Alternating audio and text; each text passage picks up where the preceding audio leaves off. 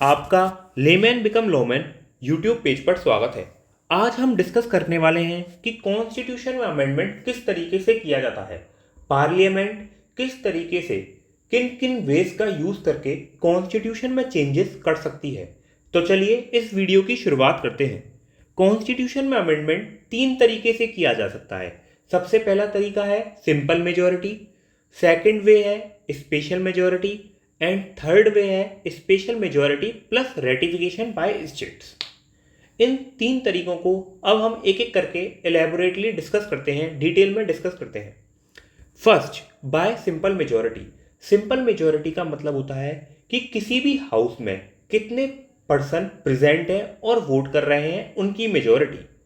मान के चलिए किसी हाउस में टोटल मेंबरशिप 100 है, परंतु प्रेजेंट एंड वोटिंग उस दिन 80% की है, तो इसमें मेजॉरिटी खाली 41 होगी। अगर 41 पॉजिटिव वोट्स आते हैं तो वो बिल पास हो जाएगा। इस तरह का अमेंडमेंट करने के लिए कॉन्स्टिट्यूशन में कोई भी कॉन्स्टिट्यूशनल अमेंडमेंट बिल को लाने की रिक्वायरमेंट नहीं होती है। ये तरीके का अमेंडमेंट कॉन्स्टिट्यूशन में खाली कोई भी साधारण लॉ निकालकर किया जा सकता है। इसके लिए कॉन्स्टिट्यूशनल अमेंडमेंट बिल लाने की ज़रूरत नहीं है।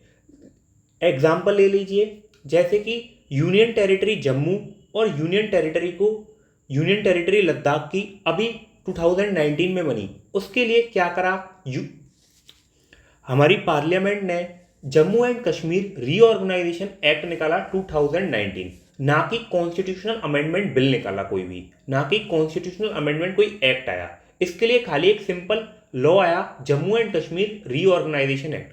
उस एक्ट के चलते ही हमारे कॉन्स्टिट्यूशन के फर्स्ट शेड्यूल में और फोर्थ शेड्यूल में दोनों में चेंजेस देखे गए। इस तरह की मेजॉरिटी को हम सिंपल मेजॉरिटी कहते हैं। यहाँ पर खाली majority present and voting in the house persons की मेजॉरिटी चाहिए होती है। अब हम डिस्कस करते हैं कि कॉन्स्टिट्यूशन में कहाँ कहाँ पर सिंपल मेजॉरिटी के प्रोविजंस देखने को मिलते हैं। कुछ एग्जांपल्स लेते हैं, जैसे कि मैंने अभी थोड़ी देर पहले एग्जांपल लिया article 2 and article 3, read with article 4। ये तीनों आर्टिकल मिला के हमको बताते हैं कि सिंपल मेजॉरिटी से कैसे पार्लियामेंट कोई भी नई स्टेट को बना सकती है, कोई भी नई स्टेट को एडमिट कर सकती है।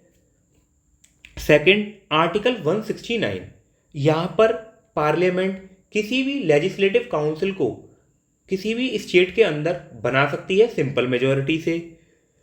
थर्ड, 244A, यहाँ पर parliament formulation of N autonomous state comprising certain tribal areas in Assam, यहाँ पर ऑटोनॉमस स्टेट बना सकती है जो कि किससे मिलकर बनेगी, आसाम से मिलकर बनेगी। Fourth, article 312, all India service से रिलेटेड प्रोविजंस हैं ये, और काफ़ी अन्य जगह ये देखा गया है कि कॉन्स्टिट्यूशन में सिंपल मेजॉरिटी से ही अमेंडमेंट करके कॉन्स्टिट्यूशन में चेंजेस कर सकते हैं।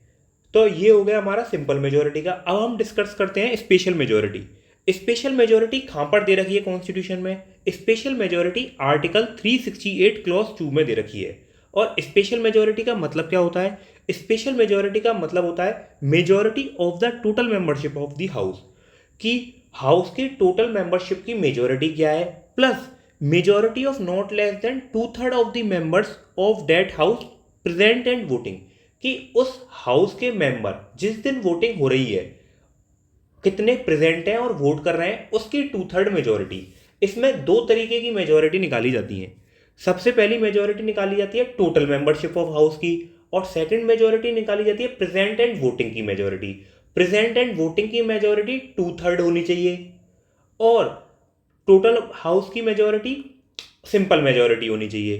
तो एग्जाम्पल लेते हैं, total membership of the house मान के चलते हैं 90 है, तो फिर मेजॉरिटी ऑफ द हाउस क्या हो गया, 46। 90 डिवाइड बाई 2 प्लस 1, 45 प्लस 1 46, ये हो गई मेजॉरिटी ऑफ द हाउस। इतने मिनिमम वोट्स चाहिए, प्लस आपको कितने मिनिमम वोट्स और चाहिए, majority of 2/3 present and voting.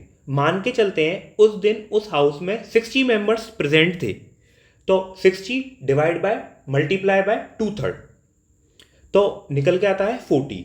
मतलब कि अगर कोई भी स्पेशल मेजॉरिटी से बिल पास होना है तो उन 60 मेंबर्स में से कम 46 वोट्स, दोनों मेजोरिटी को मिलाएंगे तो हाईएस्ट मेजोरिटी को लेंगे हम, 46 वोट पॉजिटिव वोट आने चाहिए किसी भी बिल को एक्ट बनाने के लिए, किसी भी बिल को पास कराने के लिए, प्रेसिडेंशियल असेंट पे भेजने के लिए पहले 46 वोट आपको पॉजिटिव चाहिएंगे इस एग्जाम्पल के अकॉर्डिंग।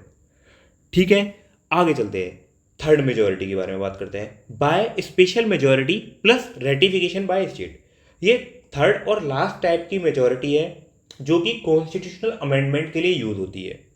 ये मेजोरिटी किस प्रोविजन में दे रखी है? ये आर्टिकल 368 क्लॉज 2 में दे रखी है। ये special majority plus ratification of by state है। तो इसमें हमको ये चीज़ समझ में आ रही है नाम से ही कि स्पेशल मेजोरिटी तो आपको चाहिएगी, जो हम पहले पढ़ के आए हैं।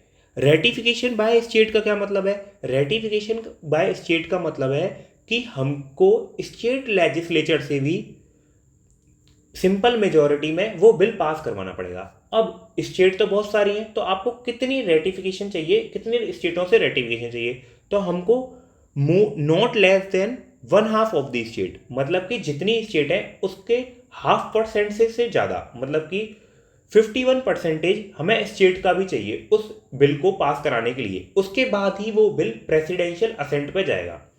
और जो स्टेट लेजिस्लेचर की मेजोरिटी है, स्टेट लेजिस्लेचर में वो बिल सिंपल मेजोरिटी से पास होना चाहिए।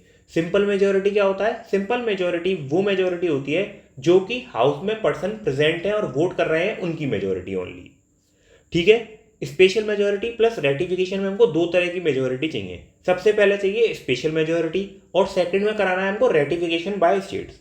रेटिफिकेशन बाय स्टेट्स का मतलब क्या है? रेटिफिकेशन बाय स्टेट्स का मतलब है कि हमको इंडिया में जितनी भी स्टेट्स हैं उनका 51% स्टेट्स ऐसी चाहिए जो इसको पॉजिटिव वोट से सपोर्ट करें, और उन हाउसेज में, स्टेट लेजिस्लेचर के हाउसेज में ये बिल सिंपल मेजोरिटी से पास होना चाहिए।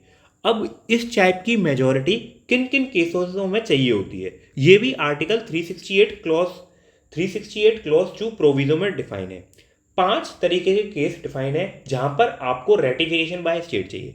सबसे पहला आर्टिकल है 54-55 जो कि बात करता है मैनर और इलेक्शन ऑफ प्रेसिडेंट की।